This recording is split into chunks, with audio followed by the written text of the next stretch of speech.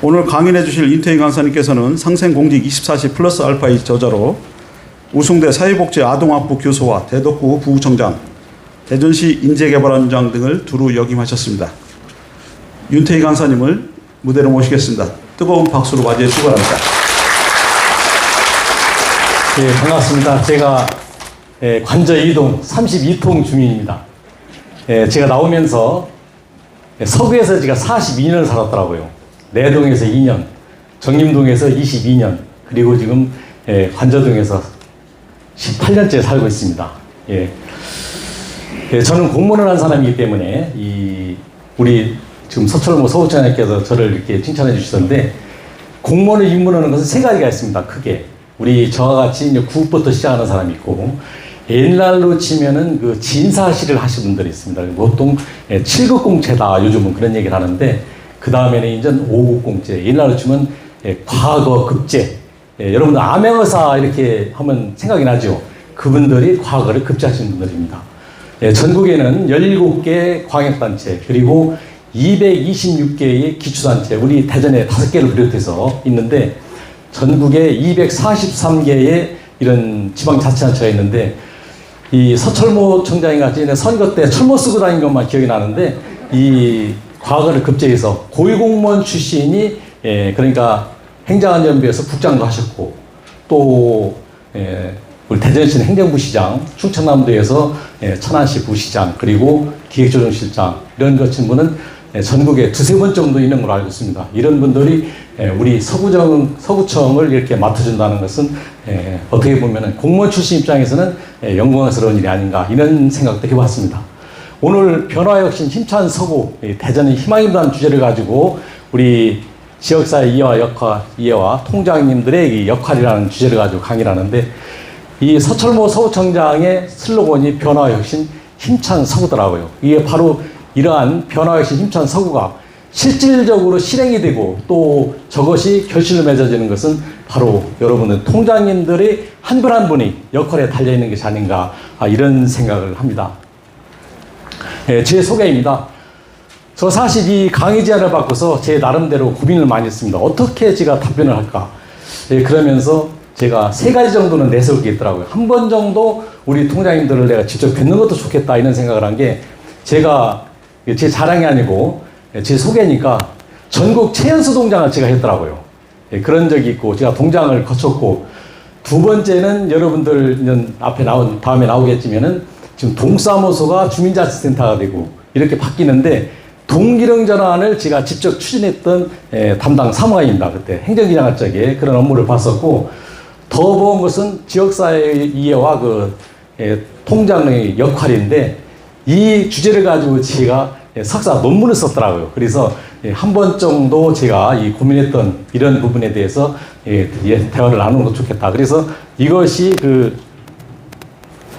제 논문이고, 그리고 제가 공직을 마치면서 상생공직 24시 플러스 알파라는 책을 썼는데, 이 책은 사실 공무원 사회에 있어 놓고 보면은 공무원을 이해하는 데 도움이 되는 거지만은, 제가 평을 한다면 공무원에 대한 비판서입니다.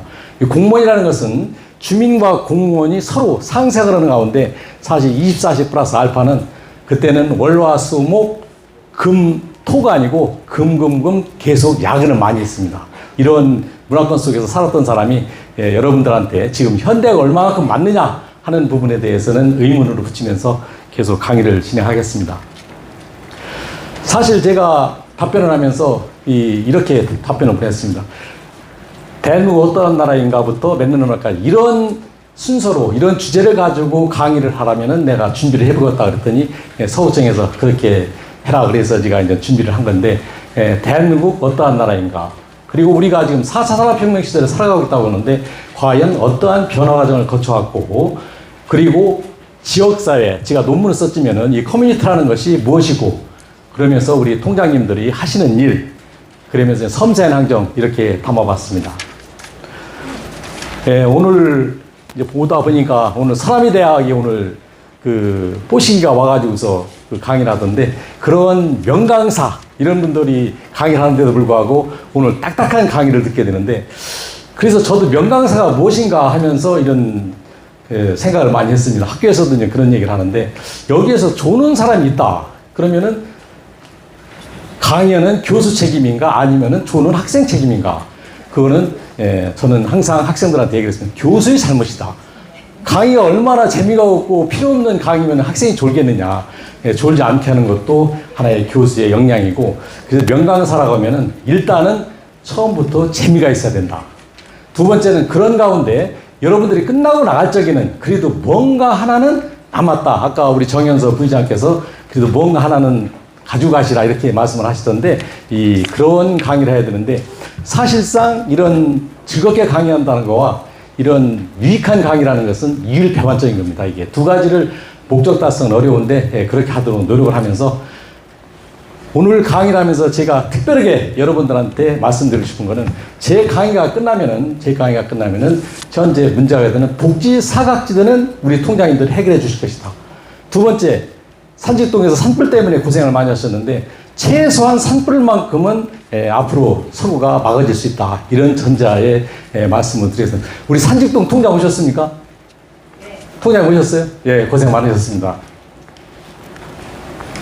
예, 대한민국 명실상부한 선진국가입니다. 최근 코로나 이후에 여러 가지 무역의 감소, 어려움이 있습니다만은, 무역 규모라든가 또 경제 규모, 이런 것을 볼 적에 우리가 명실상부한 선진국이다. 우리는 2012년 6월 12일 날 모든 언론이, 또 밤 9시 KBS 뉴스를 비롯해서 모든 언론이 위대한 대한민국을 부르짖습니다. 그날이 2050 클럽, 즉 국민소득 2만 불, 인구 5천만을 달성하는 날입니다. 그날이. 지금 세계에서 그 2050 클럽이 들어간 나라가 7개 나라가 있는데, 신생국으로서 우리 대한민국이 신생국으로 이제 전후 2차 대전 이후에 새로 생긴 나라로 이렇게 인식을 하는데, 거기에서 신생국으로서 2050 클럽에 들어간 나라가 유일하게 우리 대한민국밖에 없습니다. 그러니까 100불 이하의 시대에서 100불 이하로 시작을 해서 60년도 79불, 100불 이하로 시작해서 77년 1000불. 우리가 현재 건강보험이 1000불 시대 때 77년도에 설계된 겁니다. 이게 77년도 이루어졌고, 그래서 우리가 현재 이제 3만불 시대를 갖고 있다. 이렇게. 그래서 명실상부한 선진국인데, 이 선진국을 구분하는 것에 대해서는 여러 가지 논란이 있습니다. 예를 들면 이 대학 진학률이라든가 자동차, 핸드폰, 반도체, 조선, 이러한 그 첨단 기술, 그리고 문맹률, 여러 가지를 가지고 따지는데, 우리나라는 명실상부한 선진국이다. 대체적으로 여러분들이 강의자를 배워보기 전에 우리나라가 선진국입니까? 하고 물으면은 한 반 이상은 중진국은 지나고 아직 선진국은 안 된 것 같습니다. 이렇게 대답하는 경우가 많습니다. 되게. 그런데 우리가 명실상부한 선진국이다. 이런 전제의 말씀을 드리는데, 그런 가운데서도 우리가 크게 문제를 가지고 있는 것이 이 세 가지 큰 복병에 걸렸습니다. 지금 큰 병에 걸린 게 저출산, 애를 안 낳는 겁니다. 학기 출산율이 지금 7.8, 7%, 0.78로 돼 있는데, 보통 15세 이상 49세 이하의 그런 남녀가 2.1명을 낳아야 우리의 5천만 인구가 유지가 될 수 있다고 합니다. 그러니까 앞으로 인구가 줄어드는 이런 저출산 문제, 다음에 고령화, 오래 살아서 나쁜 건 아니죠. 그렇지면은 요즘 재수없으면 100살 넘게 산다 이런 얘기도 하지만은 준비 안 된 이런 고령, 노년이라는 것은 굉장히 힘이 드는 일이다. 이런 부분. 그 다음에 저성장. 이 저성장이 뭐냐면은, 청년 실업으로 이어지는. 그래도 제가 58 개띠인데, 우리 세대는 그래도 굉장히 좋은 시대를 살아왔습니다. 개발전되기 때문에, 열심히 하면은 일자리도 있었고, 또 승진도 할 수 있었고, 그렇지만은 지금 태어나는 자녀들, 지금 대학생들, 이런 사람들은 굉장히 어렵다. 그것이 이유가 바로 이 저성장, 2%대의 낮은 경제 성장률에서 나온다. 그래서 상광, 일무, 인류, 카톡에 도로댕이를 내가 넣어봤는데, 한국 사람들이, 즉, 대한민국에 와가지고서 이 특파원, 기자 생활을 하다가 이제 본국에 갔는데, 한국 사람을 보니까 세 가지에 미쳐있더라. 그게 뭐냐? 첫 번째, 이 스마트폰. 누구든지 스마트폰을 보더라는 거, 이게. 두 번째 미쳐있는 게 TV에서 이 트로트. 그리고 세 번째가 이 공짜에 미쳐있더라. 즉, 우리가 보통 얘기할 적에 스위스는 300만 원씩 준다고 하니까 70.6%가 반대를 해서 지급을 못 했는데, 우리 한국은 지난번 선거 때도 그렇고 이 공짜병에 걸려있더라 하면서 웃지 못할 얘기가 있는데 또 하나 일무 하나 없더라는 거예요 이게. 즉 생각이 없더라 이런 얘기입니다. 그래서 우리가 일본 사람들은 뛰기 전에 생각을 하고 중국 사람들은 뛰면서 생각하고 미국 사람들은 뛰고 난 생각을 하는데 한국 사람들은 뛰다가 잊어버리다라는 겁니다 이게. 그래서 이 생각을 않더라 그러면서 그런데 이 이유 한 가지는 있더라는 거죠. 이게 지금 뭐냐 한 가지가 서로 말들은 잘하더라는 거예요 이게요. 말은 뭐 기가 막히게 잘하더라는 거죠. 그래서 이제 웃지 못할 이렇게 우리를 비하하는 이런데 우리가 1950년도에 영국의 사이먼 기자가 영국의 6.25를 보면서 본국 영국으로 송구를 합니다. 그때 사이먼 기자가 뭐라고 하느냐, 대한민국이라는 나라가 선진국이 된다는 것은 쓰레기통에서 장미꽃을 피우는 것보다 더 어렵다 이런 식을 호평을 했었습니다. 그렇지만은 우리는 자랑스럽게 2010년도 6월 10일 2012년 2월 10일 2050 클럽에 진입을 합니다. 그래서 외국에 나가보면은 대한민국, 이 자랑스러운 대한민국, 이 달라진 국가의 상을 느낄 수가 있다. 일본의 이즈모시라고 지방공무원이라면 대부분 여기를 다녀왔습니다. 10년, 20년 전에. 즉, 행정도 산업이다 이런 캐치프레이를 가지고서 일본이 이즈모시가 성장을 했는데 인구 8만의 도시인데 이 도시를 가면은 여기에 가서 과장을 한번 만나려면은 최소한 2시간 이상 기다렸어야 됩니다. 그렇지만 지금은 20년 전에 그랬던 우리 대한민국이 지금은 어디를 가든 웰컴입니다. 야, 너희 대한민국 어떻게 이렇게 발전했느냐. 전자정부, 너희 대한민국이 최고라는데 이유가 뭐냐. 하나를 일러달라. 하나를 배워야 되겠다. 그래서 그만큼 달라진 것이 위상을 느낄 수가 있고 어디 가든지 우리 대한민국 공무원이라면 환영을 합니다.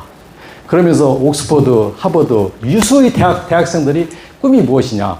현대라든가 삼성이라든가 LG라든가 포스코 이런 기업에 와서 1주, 2주 인턴 사원을 할 수 있게 좀 소개 좀 해달라 하는 것이 이 사람들의 유일한 대한민국이라는 나라가 이렇게 대단한 대한민국이다. 그래서 이 명실상부한 이런 선진국가다. 이런 전자에 우리 통장님들도 선진국가 국민답게 하셔야 되겠죠?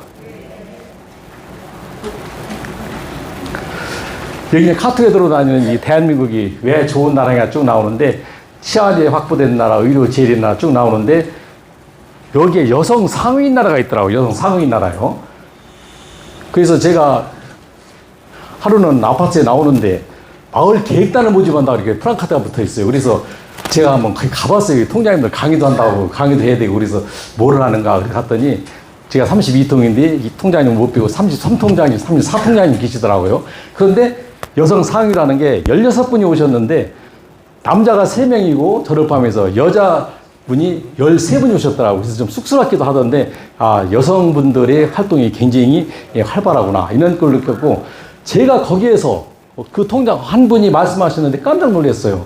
우리가 하이니 법칙을 얘기를 하는데 통상 어떤 사고가 하나 나기 위해서는 1대 29대 300을 얘기합니다. 그런 전조 증상이 그런 위험이 노출이 29번, 30번 이어지더라는 거죠. 그런데 어떤 분이 그런 얘기를 해요.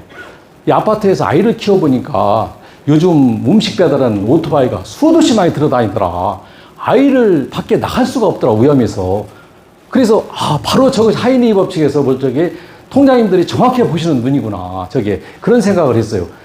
이제 아파트 단지에서 누가 이제 어린아이가 죽든지 사고가 나면은 또 난리를 치겠지, 그때는요. 그때는. 그래서, 이런 부분을 우리가 어떤 관점을 가지고 관심 있게 보면은 보인다. 아, 이런 생각을 했습니다. 그렇지만은 이 카톡에 이렇게 써 있더라고. 제발 정치만은 바로 세워라. 그래서 국민은 1급, 기업은 2급 나가는데 정치는 4급이더라. 이렇게까지 표현이 되어 있더라고요. 여러분들 자료는 없죠? 예. 세상의 변화 물결입니다. 우리는 농경사회를 거쳐서 이 산업혁명, 그 다음에 지식정보화를 거쳐서 현재 이 AI, 인공지능이라는 4차 산업혁명 시대를 살아가고 있습니다. 그 인류 역사가 통상 60만 년에서 70만 년이 됐다고 합니다. 그러면서 사회활동을 시작한 것이 모여 살면서 집단활동을 한 것이 농경 문화가 약 1만 년 정도 이루어지는데 우리가 이때 나온 것이 뭡니까? 제일 부유했던 것이 양조장, 방앗간, 면장 때 제일 부자였었죠. 그러면서 또 나온 게 부자 3대 못 간다 그런 얘기를 했었습니다. 그렇지만은 경주 치부잣집은 12대 400년이 갔습니다. 이유가 뭐냐. 그래서 이 소개를 많이 하는데 이때 나온 것이 경주 치부잣집이 가훈을 얘기합니다. 가훈이 첫 번째는 벼슬은 진사 이상을 하지 말아라. 즉 정치바람을 타지 말라는 얘기죠. 즉 7급 이상을 하지 말아라 이런 얘기였고 두 번째는 이 재산을 축적을 하되 1년에 만석 이상은 이 재산을 축적하지 말아라. 또 흉년이 든 해에는 땅을 사지 말아라. 토지를. 왜 그러냐면 억울한 사람이 생기면 안 된다는 얘기죠. 예, 그러면서 네 번째는 우리를 찾아오는 치부잣집을 찾아오는 이런 행인들한테 손님한테 후한 대접을 해서 보내라. 그리고 경주 치부잣집을 중심으로 백리 안에는 굶는 사람이 없도록 하라. 이런 가훈이 유명하죠.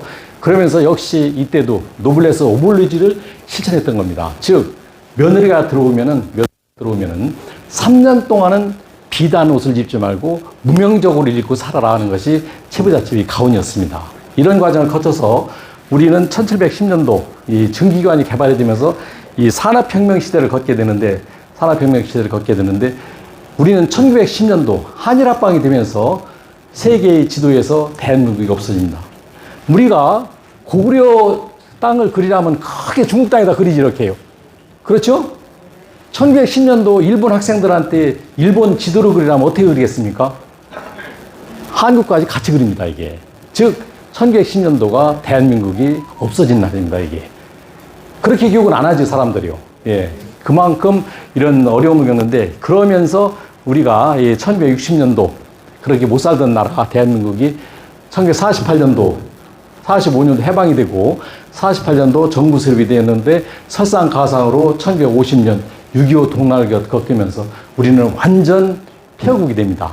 그런 가운데 우리가 이때에 박정희 대통령이 경제가 오차 오게는 게 그리고 기업 영웅 3인이 나타납니다. 이게 이 정주영, 이병철, 김우중 나타나는데 제가 학교에서 굉장히 의아하게 생각했던 것이 학생들이 박정희 하면 독재자로 정주영, 이병철을 모릅니다, 이게. 그래서 왜 모르나 내가 그랬어요. 교육을 잘못해서 모르나 이랬더니 그걸 안다고 생각한 내가 잘못이더라고요, 이게. 그걸 아는데 굉장히 오래 걸렸어요, 제가요. 오래 걸렸는데, 조선 역사가 518년입니다. 27대의 임금이 거쳐갔는데, 27명의 임금 중에서, 즉, 대왕 소리를 듣는 성군이 두 분이 계십니다. 누굽니까? 세종대왕하고 성종대왕이죠. 그렇죠? 아니에요? 학교 다닐 때 공부를 못 하신 것 같으네. 초등학교. 태종태제 문단세 예성경 중에 그건 좀 외우잖아요, 여러분들이요. 그런데, 성종대왕의 연산군 아버지가 누굽니까? 연산군 아버지가 성종대왕입니다. 그러면 여러분들 세조, 그러면은 어떡합니까? 단종, 조카를, 어떻게 보면 뭐 왕위를 찬탈했다고 좋게 얘기하지만 조카 패죽이고서 왕위를 찾은 사람 아니에요. 그 아버지가 세종이거든요. 그래서 좀 정치적인 얘기라 좀 존순스럽긴 한데 박정희 대통령하고 박근혜 대통령은 전혀 다른 대통령입니다. 그렇죠? 예, 그런 생각을 하는데 이 기업 영웅 이 세 분이 탐색을 하는데 정주영에 대한 일화가 많죠. 우리가 뭐 서산 AB 간척지구 막을 적에 그때 뭐 폐유주선을 활용했다는 얘기가 많은데 재미난 일화가 임계점이라는 게 물이 되느냐 얼음이 되느냐가 영도인데 물도 될 수 있고 얼음이 될 수 있는 거 이런데 박정희 대통령이 소양강댐을 막으려고 그 건설업체 4개를 불렀다는 거예요.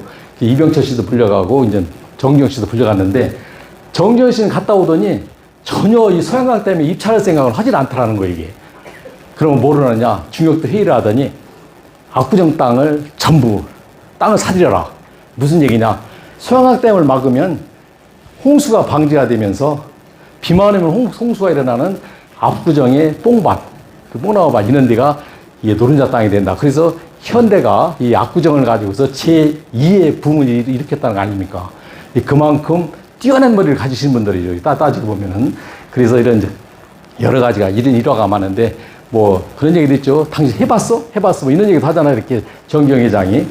그런 얘기를 하는데 어쨌든 우리는 1910년도부터 60년, 70년 만에 불과 저쪽 프랑스라든가 영국, 독일이 300년 이상에 걸쳐서 일으켰던 선진국가를 우리는 60년, 70년 만에 이룩합니다. 그래서 이걸 뭐라고 표현하느냐, 우리가 압축성장이다 이렇게 얘기합니다. 압축성장이다 이렇게 얘기를 하는데, 그 과정을 거쳐서 우리는 제3을 지식정보와 90년대까지 들어오면서 컴퓨터와 통신이 만납니다. 그러면서 인터넷이라는 것이 나오면서 우리는 다시 도약을 하게 되는데, 2016년 다보스 포럼에서 클라우드 슈밥이라는 사람이 제4차 산업혁명을 부르짖습니다. 이 책을 보면 2025년을 기준으로 썼는데 25년이 앞으로 2년 남았죠. 2년. 팀핑 2025. 제 기억나는 것이 2025년 되면 미국에서 로봇한테 1호 약사 면허를 준다 이런 게 나옵니다. 약사 1호 면허. 그러면은 로봇이 약사 면허를 가지고 있으면은 어떻게 될까? 기계는 복제가 가능하잖아요. 한 대 만들면 두 대를 만들 수 있고, 의자가 5개 있으면 또 5개 만들 수 있듯이 이렇게 됐는데, 앞으로 어떤 변화가 오겠느냐 하는 것을 클라우드 슈밥이 지금 4차 산업혁명, AI, 인공지능이라는 걸 가지고서 지금 부르짖고 하고 있습니다. 이러한 변화를 농경시대에서 산업혁명, 지식정보와 이런 4차 산업, 즉, 이 AI, 인공지능 시대까지 가는데, 변화를 어떻게 읽고 대응하느냐가 중요하다. 그래서 저는 학생들한테 항상 그런 얘기를 했습니다. 미래의 직업은 어떤 직업을 선택해야 되느냐, 어떤 직업을 선택해야 되느냐. 그래서 저는 크게 3가지를 제시합니다. 첫 번째가 뭡니까? 일단은 네가 제일 좋아하는 걸 해라. 좋아하는 거. 두 번째는 줄어드는 것보다는 늘어나는 거. 늘어나는 게 뭡니까? 노인밖에 없습니다. 노인. 어린이집보다는 유학원하는 게 낫죠. 바로 이런 걸 하고, 세 번째는 AI, 인공지능에서 잠식되지 않는 것을 선택하는 것이 잘하는 거다. 이런 얘기를 했었는데, 제가 이제 책을 한 권 썼다고 그랬잖아요. 그런데 오늘 아침에 누구한테 전화가 와요. 그래서 전화 받았더니 서울의 초등학교 교장선생님이라는 거예요. 그래서 이 책의 저자이기 때문에 와서 이 책 내용에 대해서 특강을 해달라 이렇게 얘기를 하는 거예요. 그래서 참 신기하다. 나는 이 책에 대해서 잊은 지가 오래됐는데 천권을 발행해서 파는 책이 아니었거든요.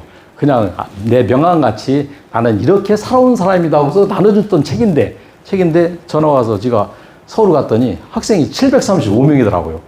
735명인데 이 코로나 때문에 집합 강의는 안 되는데 제가 이 아침마당 같이 이렇게 강의를 하고 온 기억이 납니다. 강의를. 근데 그 아침마당에 갔던 거기에 강의를 하는데 한 10명이 저한테 질문을 해요. 어떻게 기억나는 게 2가지가 기억이 나는데, 하나는 아이들한테 핸드폰을 주면 죽어도 안 뺏기려고 한다는 거예요. 끝까지 핸드폰을 가지려고 한다는 거예요, 이게. 그 핸드폰을 뺏어야 되느냐, 안 뺏어야 되느냐.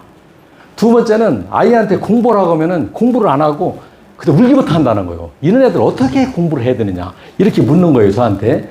그래서 제가 참 답변을 어떻게 해야 되느냐 생각을 해보니까, 다산 정약용 선생이 강진에 가서 19년 동안 유배 생활을 했죠. 귀향살이를 했죠. 그때 남양주에 있는 2 아들한테 편지를 보냅니다. 역시 사람은 자식이 최고잖아요. 이게요. 편지를 보내는데 뭐라고 편지를 보내느냐. 독서, 공부를 열심히 해라. 책을 많이 읽어라. 많이 읽되 꼭 필요한 책만 읽어라. 필요하지 않은 책에는 눈길조차도 주어서는 안 된다. 그러면서 책을 읽되 꼭 채로 메모를 하면서 읽어라. 이렇게 해서 편지를 보냅니다. 이게 무슨 얘기냐. 핸드폰, 걔가 필요가 없으면 기함을 해서 죽더라도 뺏어야 되는 겁니다. 이게. 여러분들 다산 정약용 선생님 어떤 사람이냐. 우리 단군 이래에 책을 가장 많이 쓰신 분입니다. 통상 500권도 썼다고 그러는데 600권 저서가 있다 이렇게 얘기를 합니다. 600권. 여러분들은 평생 600권 읽기도 어려운데 책을 600권을 쓰신 분이에요. 대단하죠? 우리 한민족에 그런 분이 있다는 게 대단하지 않아요? 박수를 한번 쳐야 되는 거예요, 이렇게 되면요. 야, 다산 정약 선생이 이런 분이구나. 이렇게 여러분들 느끼시면서. 예? 그런 거 있고. 또 하나는 그 엄마가 아기한테 공부를 하라고 물기부터 한다. 어떻게 해야 되느냐. 그래서 내가 그랬어요, 그 엄마한테.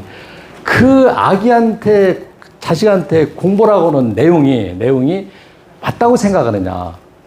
40년 후에 지금 공부를 하는 것이 40년 후에 맞다는 전제 조건이 없잖아요. 우리 58 개띠 공부를 제일 잘하는 애들이 뭘 했느냐. 그때 기자라는 직업이 제일 좋았었습니다, 이게. 지금 기자가 어떻습니까, 여러분들? 저희같이 구급공무원 들어가는 거는 한 20대 1, 30대 1밖에 안 됐었어요. 농사 짓기 싫으면 사실 가서 했던 게 공무원인데 요즘 공무원은 얼마나 좋습니까? 지금 요새는 좀 힘들지만은 우리 때만 해도 연금도 받을 수 있고 여러 가지가 다 좋잖아요. 안정되게.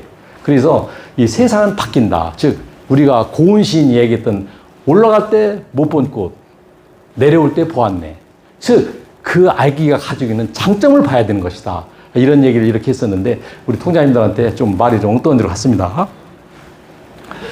지금이 49분인데 저한테 90분 강의를 하라고 하더라고요. 그래서 4시 4시 시작했으니까 5시 반 정도까지 강의가 되는데 다시 40분. 여러분들 어쨌든 가는 대로 나가봅시다. 예. 이때 이제 지역사회로 넘어갑니다. 지역사회. 지역사회라는 것이 무엇이냐. 우리 통장님들 또 여기 보면 크게 보면 저는 세 가지로 이렇게 나눌 수가 있다고 봅니다. 제가 통장님들 강의했는데 지금 방금 전에 제가 세종에서 통장하는 제 고등학교 동창이 있어요. 내 걔한테 전화를 해서 물어봤어요.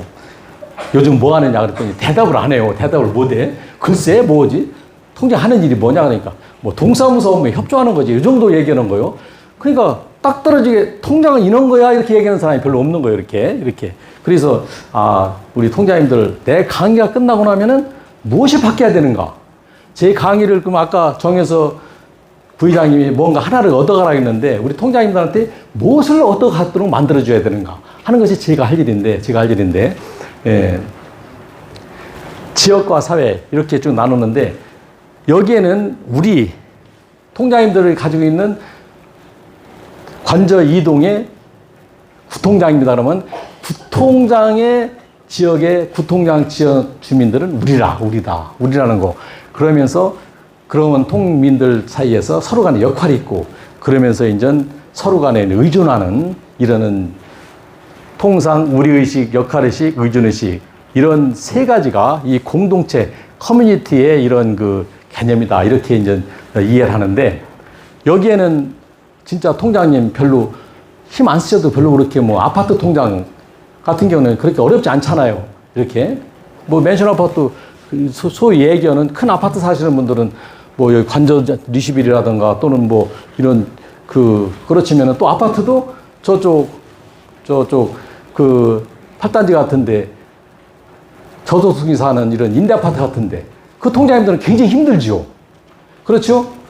그분들은 굉장히 힘들고 또 더 힘든 통장님들 원룸 또 이 일반 주거지역 그분들 제가 만나면 굉장히 힘이 듭니다. 이게 예를 들면 기초생활수급자 저소득층에 대해서 배부하는 쓰레기 봉투 하나를 배부하더라도 한 번 가서 있는 거 아니고 2번 가고 3번 가야 되고 또 주민등록도 옛날에는 통장님들이 그대로 오면은 도장 받아주면 됐잖아요. 이렇게 그것도 아니고 그래서 제가 만전동에서 한번 이렇게 있어 보니까 어느 통장님이 주민등록 사실조사를 하는 거예요. 이렇게 기다리고 있는 거예요. 기다리고 있더니 불이 켜지면 올라간다는 거예요. 불이 켜지면. 왜? 만날 수가 없으니까.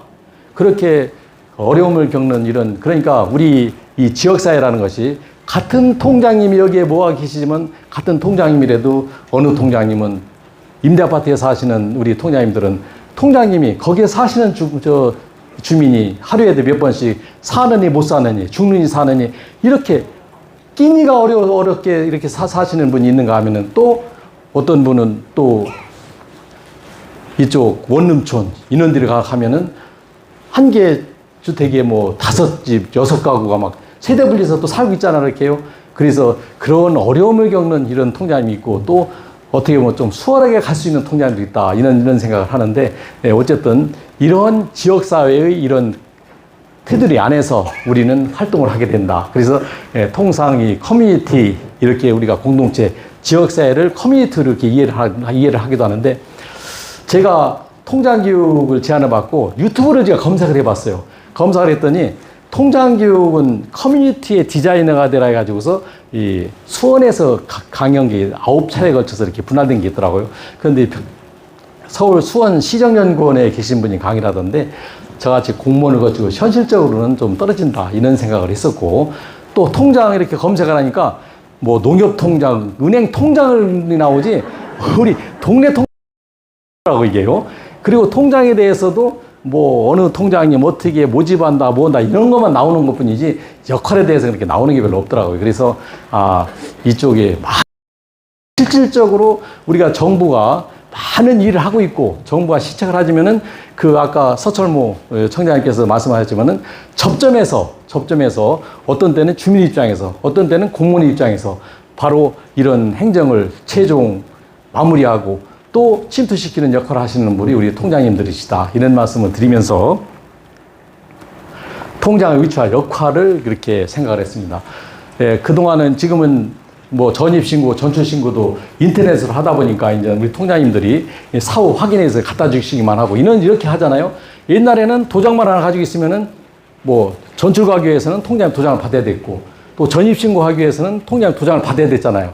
그런데 이것이 바뀌어가지고 지금 이제 이렇게 가고 있는데, 어쨌든 이런 주민에 대한 이런 전입, 전출, 이런 관리를 하시면서 여러 가지 이런 쓰레기 봉투도 배부를 하시고 또 여러 가지 어려운 일을 많이 하시는데, 통장은 이 지방자치법 시행령에 규정된 바에 따라서 통이라는 직제가 있고 그렇게 하면서 서구 자치조례에 의해서 임명을 하도록 이렇게 되어 있습니다.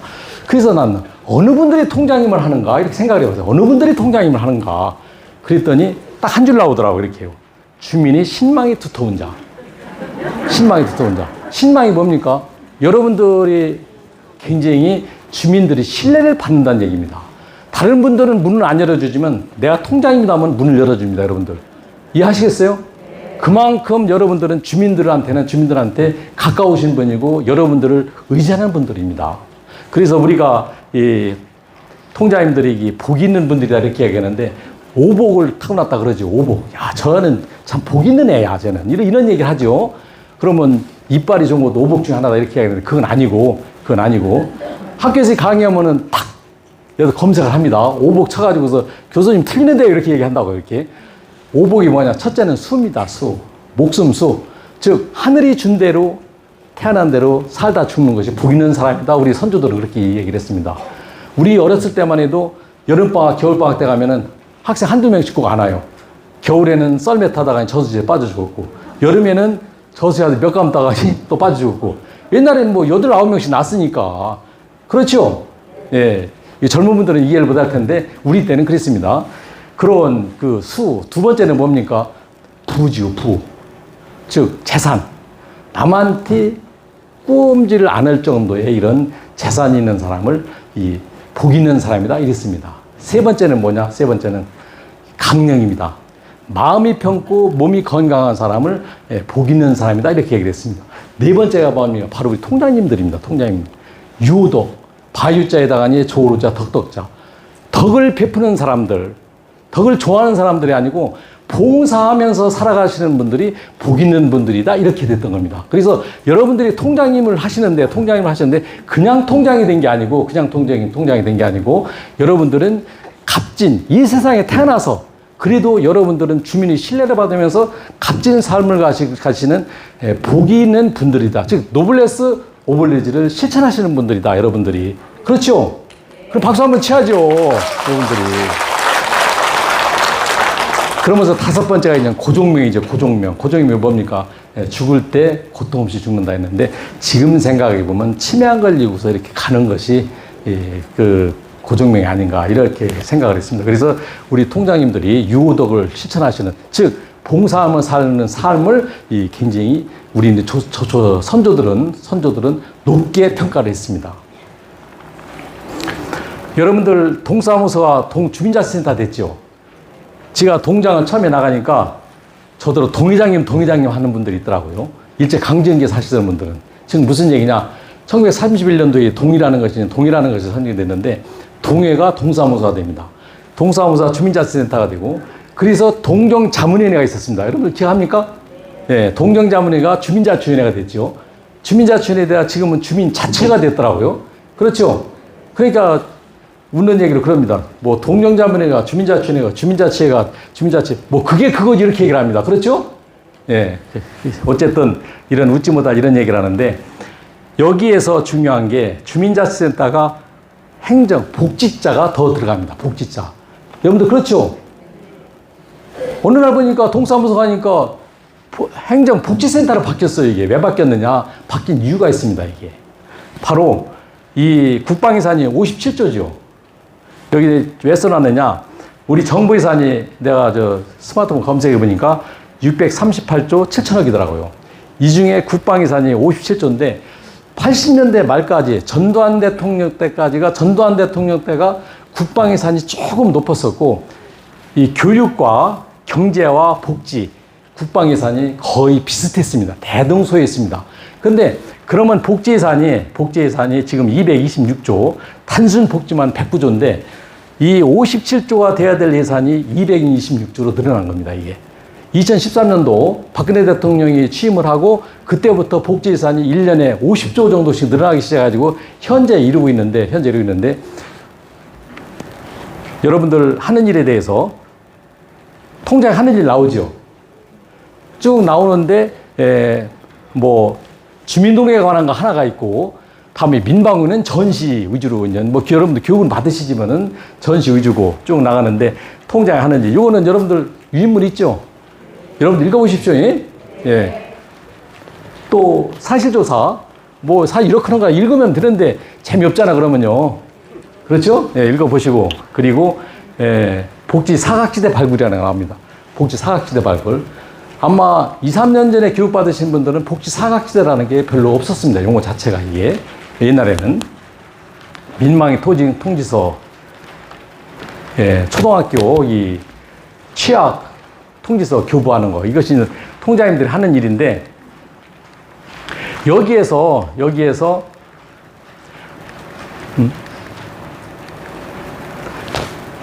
왜 복지사가 들어가느냐. 2014년도만 돼도 이제 박근혜 대통령이 취임하고서 1년, 2년 됐을 때 국가의 복지 예산이 매년 50조 이상씩 늘어나는데 이렇게 예산이 많이 일어나는데 그때 2014년도 2월 달에 충격적 사건이 벌어집니다. 무슨 일은 일어나느냐? 여러분들 스마트폰 검색하면 다 나옵니다. 송파구 석촌동에 세모녀 자살 사건이 발생이 됩니다. 기억합니까? 예. 60 먹은 어머니가 직장 생활을 하면서 식당 다니면서 벌어서 월급 120만 원 가지고 먹고 살았어요. 그런데 큰딸이 있는데 큰딸이 30살이 넘었는데 이 당뇨가 있고 성인병이 있어가지고 활동을 못 합니다. 그리고 이제 둘째 딸이 지방생이었는데 엄마가 다쳐가지고서 직장 생활을 더 이상 할 수 없게 됩니다. 그러니까 돈 벌던 월급 받던 엄마가 돈을 못 벌으니까 먹고 살 수가 없잖아요. 그러니까 동사무소를 찾아갑니다. 3년 전에. 찾아가서 먹고 살게 해달라고 기초생활수급자 책정을 해달라고 요청을 했겠죠. 그런데 조건이 뭡니까? 30살 먹은 딸이 있는데 딸이 부려먹으면 되지 왜 요청을 하느냐. 딸이 둘이나 있는데 당연히 안 해주죠. 그러면서 연달풀을 펴놓고 세모녀가 자살을 합니다. 그러면서 여기에 유서를 남깁니다. 이 70만 원 돈을 가지고 있는데 이 돈 중에서 밀린 집세를 처리해주고 나머지는 공과금 처리하고 나머지는 우리 세 사람은 장례비를 써달라 이렇게 하는데 정부에서는 그걸 큰 충격으로 받아들입니다. 그게 이 사회 전체가 복지예산이 이렇게 늘어나고 사회가 이만큼 우리가 잘 산다는 선진국가가 됐다고 하는데 어떻게 저런 사고가 발생이 되느냐. 기가 막힌 일이잖아요, 여러분들. 그러면서 이때 나온 것이 지역사회 보장 협의체라는 게 나옵니다. 여러분 지역사회 보장 협의체 기억합니까? 네. 지역사회 보장 협의체가 동단위로 전부 만들어집니다. 구청에도 만들어지고 동단에 만들어지는데 즉 가난은 나라님도 못 막는다. 임금도 못 막는다 이 얘기죠. 그래서 지역사회 보장 협의체가 만들어지면서 그때 어떻게 되느냐. 예를 들면 어느 초등학교 1학년 학생이 학교로 와야 되는데 담임선생님이 보니까 출석 체크라니까 걔가 학교를 안 왔어. 학교 안 오면 어떻게 됩니까? 결석이죠. 지역사회 보장협의체가 만들어지기 전에 결석 체크하면 끝났습니다. 지금 어떻게 됩니까? 반드시 동사무소 사회복지 담당자한테 통보를 해야 됩니다. 내가 얘 담임선생님인데 학교를 틀림없이 안 올 이유가 없는데 어제까지 잘하는데 얘가 학교를 안 왔다. 이유가 뭔지 모르겠다. 그러면은 동사무소의 지역사회 보장협 그 사회복지 담당 공무원이 그 가정을 방문해서 무슨 사고가 있는지 어떤 도울 일은 없는지 이러면서 처리하도록 이렇게 되어 있습니다. 그래서 이 국가에서 할 수 없는 이런 부분을 여러 가지를 결국에 가서는 우리 통장님들한테 맡겨드린 겁니다, 이게. 이해하시겠어요? 예, 여러분들이 그러니까 옆에 지역을 보면은 그런 어려운 분들이 많이 있다. 제가, 전북에 이 사회복지 평가를 가보니까 뭐가 있느냐. 이 아이가 집에서 나면은 어디가 학교로 보내죠. 학교 간 다음에 어디로 갑니까? 다음번에? 학교도 가까우고, 그러고 아프면 병원 가죠. 집에서 아기를 낳고 키우고 학교에서 교육을 시키고 그리고 아프면 병원을 가는데 집에서도 안 되고 학교 가도 안 되고 병원 가도 안 되는 게 있어요. 그게 뭡니까? 세 가지가 있습니다. 첫 번째는 장애인입니다. 장애인이 집에서 키운다고 장애인이 바뀌는 게 아니죠. 학교 간다고 그 장애가 없어지는 게 아니죠. 병원 간다고 치료되는 게 아니죠. 두 번째가 뭐냐? 다문화입니다. 다문화. 어느 날 눈을 떠보니까 태어나고 보니까 엄마는 한국말도 못해. 아버지는 매일 술이나 먹는 제일 무능력한 대한민국 국민이야. 선진국이라는 대한민국에 시집 와서 보니까 태어난 아이는 그렇더라는 거죠. 그래서 부안을 가니까 그 아이들한테 컵라면 끓여주는 바우처가 있더라고요. 무슨 얘기냐? 초등학교를 다니는데 그러면 오전 수업하고 이제 집에 온단 말이에요. 그러면 집에 가면 할머니도 없잖아, 아무것도.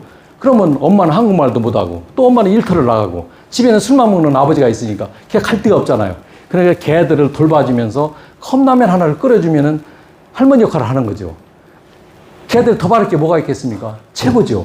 그래서 여러분들의 주변에 그런 다문화, 장애인, 어려움을 겪고 있는 분은 없는지, 외로운 분은 없는지 한 번 정도 관심을 가지고 지켜봐주는 것이 바로 복지 사각지대를 예방하는 일이다. 바로 이것이 지역사회 보장협의체가 우리 통장님들부터 이루어져야 된다. 이런 말씀을 감히 드립니다, 여러분들. 여기에서 지역사회 보장협의체에 직접 참여하시는 분도 있고 또 그렇지 않으신 분도 있을 테지만은 여러분들은 지역사회 보장협의체 참여하시는 분 이상의 이런 가치를 실현하는 분이고 또 그렇게 실현을 하셔야 된다. 감히 이런 말씀을 드려봅니다. 이거는 제가 안 읽을게요. 읽을까요? 하나하나? 그거 졸리죠? 예.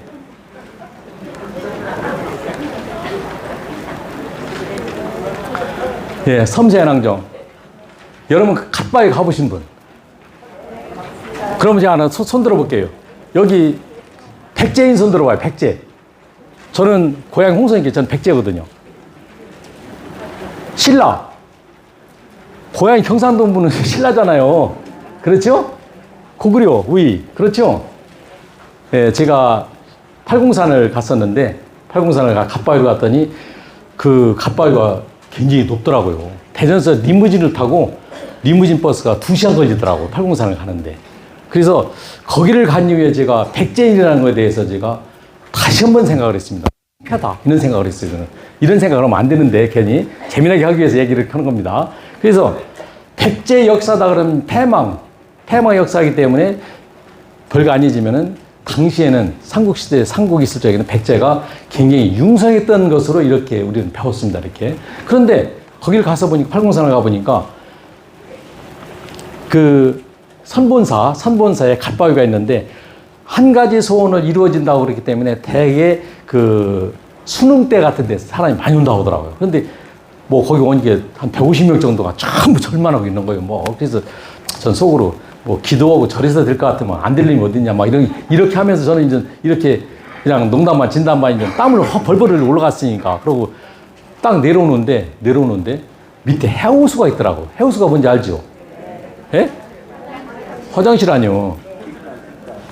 거기에 갓바위에 있는 그 절 거기는 위는 부처가 있는데 그쪽은 21세기요. 전기도 들어가고 수도도 들어가고 다 들어가는데 해우수는 보니까 통일시대 때 걸 그대로 쓰는 거야. 통일시대 때 그대로 쓴다는 얘기 무슨 얘기입니까? 악취가 진동한다는 거죠. 그렇죠? 예. 야, 누군가 관심을 가지고 지금이 어떤 시대인데 이런 냄새나는 화장실을 그대로 놔두면 되겠느냐. 한 번만 제보를 하면 어떻겠습니까? 바뀌죠. 제가 요즘 3번째거든요. 2번째 강연인데 어떤 분이 저한테 오더니 그래요. 자기가 통장인데 초등학교 선생님을 32년을 하셨대. 학교 선생님을 32년 했는데 동서울 터미널을 갔더니 정말 화장실이 너무 지저분하다라는 거예요. 그래서 자기가 이렇게 편지를 써가지고서 보냈더니 한 달 만에 갔더니 모든 게 싹 바뀌었더라 이렇게 얘기를 하더라고요. 바로 관심이다, 관심. 그래서 여러분들이 주변에 그런 주민들의 불편을 겪는 게 있다든가 어려움을 겪는 게 있다든가 그러면은 여러분들이 관심을 가지고 지켜보면은 바뀐다 이런 얘기입니다. 그래서 제가 관저동에서 테니스를 많이 치는데 이 서구가 테니스장이 많이 있습니다. 그래서 코로나 때문에 못 치게 가지고서 유등천에 테니스장을 갔었어요.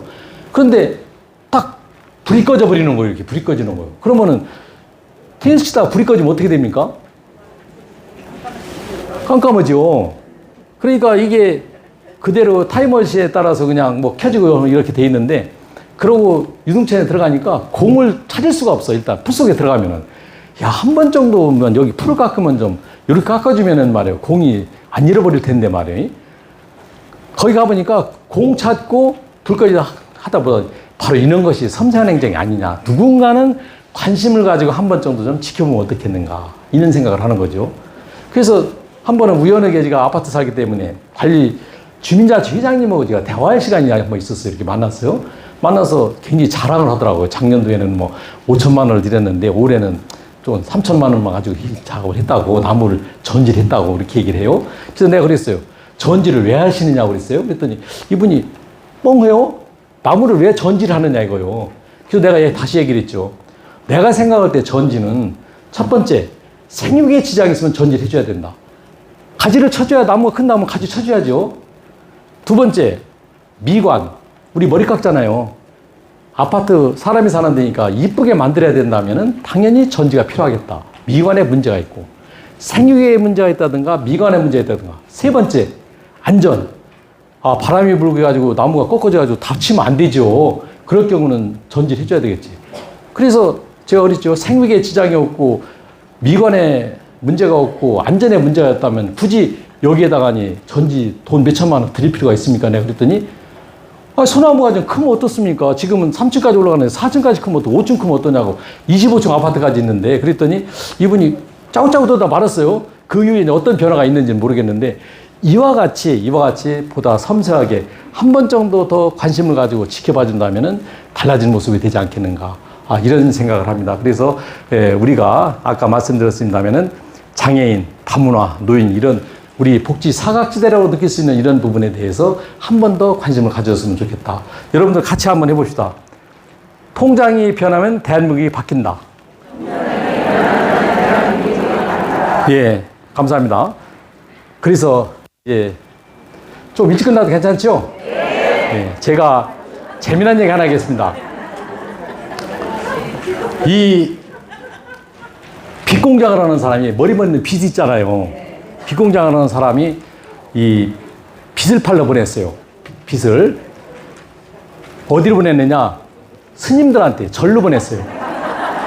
그러니까 네 사람을 보냈는데 첫 번째 간 사람은 빚을 한 자루도 못 팔고 왔어. 그래서 왜 못 팔았냐 그러니까 스님이 무슨 머리가 있다고 빚을 팔으러 오냐고 미친님이라고 보내더라는 거예요. 그렇죠? 예, 그때 두 번째 직원을 보냈더니 7자루를 팔고 왔더라는 거예요. 그 스님 7인데 건강 빚이니까 이 마사지 효과가 있으니까 그대로 쓰시라고 그러니까 스님들이 한 자루씩 사주더라는 거예요. 그렇죠? 그 세 번째 직원을 갔는데 200자루를 팔고 왔더라는 거예요, 이놈은. 그래서 너 어떻게 팔았냐 그러니까 여기에 신도가 등록된 분이 200명인데 이분들한테 기념품을 하나씩 드리면은 시주가 배는 늘어날 거라고. 그러니까 하나씩 사서 기념품을 드리라고. 그렇죠? 200자를 팔았더라는. 그런데 네 번째 직원을 보냈는데 2,000자를 팔고 왔더라는 거예요. 이놈은. 그래서 넌 어떻게 팔았냐 그러니까 내가 작년도 4월 초팔 날 와보니까 여기 한 2,000명이 오더라고. 오는 분마다 방문 기념품을 하나씩 드리면 신도가 200명에서 400명으로 늘어나는 것은 일도 아니라고. 그러니까 그렇게 주지가 얼른 사주더라는 거예요. 2,000개를. 그래, 같은 사안을 놓고도 하나도 못 파는 사람이 있는가 하면은 2,000개를 팔더라는 거지, 이게요. 우리 통장님들, 여러분들이 어떤 생각, 어떤 사고를 가지고 여러분들이 가느냐에 따라서 여러분들이 주위 환경은 정말 달라진다는 겁니다. 좋은 동네, 좋은 통, 여러분들이 누구도 살고 싶어하는 이런 통을 만드는데 바로 여러분들이 주역이시다. 이런 말씀을 드리면서 꿈은 이루어진다 했습니다. 변화의 혁신 힘찬 서구라 하는 이런 서철모 서구청장의 슬로건이 실질적으로 결실을 맺고 이루어지는 것은 바로 여러분들이 통장님들의 손에 달려있는 겁니다. 그래서 제가 환경국장을 제가 했었습니다. 산불을 감시했는데 아까 삼직동 통장님들 말씀드렸죠. 최소한 우리 통장님들의 의견을 들으면 산불은 안 납니다. 제가 2009년도에 환경국장을 했는데 그때는 산불이 한 건도 안 났어요. 대전에. 왜 안 났을까요? 매주 비가 왔어요. 그런데 환경국장이 관리하는 게 동물원도 관리하거든요. 입장료가 1억씩 손해를 보느냐, 비가 와서 산불이 안 나느냐, 어떤 게 이득인지는 모르지만은, 그렇지만은 저는 단언코 말씀을 드립니다. 우리 통장님들은 누구네 집이 논두렁을 태우고, 누구네 집이 하는 것을 정확하게 알고 계십니다. 우리 기성동에 오신 통장님들 얘기를 듣고 직원을 배치하고 절대 산불이 나지 않습니다. 제가 대덕 부국청장할 때도 그랬고 환경국장을 그랬는데, 그래서 우리 통장님들이 어떤 생각과 우리 통장님들이 어떤 자세로 임해지냐에 따라서 이 지역의 모습은 달라진다. 감히 이런 말씀을 드리면서 제가 여기 히든크가 얘기한 꿈은 이루어진다. 이렇게 말씀을 드렸는데, 여러분들이 유독을 실현하시는, 즉 이런 복을 많이 받으시는 분들 입장에서 여러분들의 하고 또 여러분들을 바라보는 분들이 많다. 이런 생각을 한장 하시면서 보람 여러분들이 영위해 가신다면은 우리 지역사회 또 우리 통장의 역할이 보다 더 빛이 나면서 우리가 잘 사는 또 행복한 이런 서구가 되지 않는가 이런 생각을 합니다. 우리 다 같이 통장이 변하면 대한민국이 바뀐다를 합창을 하면서 오늘 기업을 마치겠습니다. 자, 통장이 변하면 감사합니다. 예, 고생하셨습니다.